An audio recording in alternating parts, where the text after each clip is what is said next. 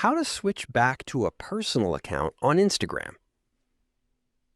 In this video, I'll show you how to switch back to a personal account on Instagram. It only takes a few moments, so let's get started.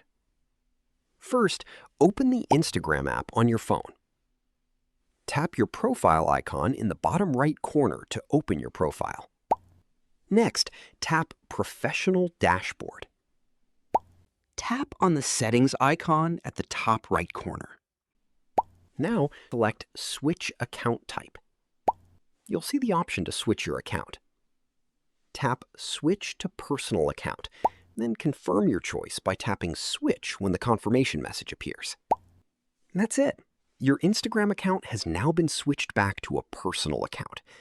Keep in mind that after switching, you'll lose access to professional features like insights, analytics, and creator tools, but you'll still be able to use Instagram normally.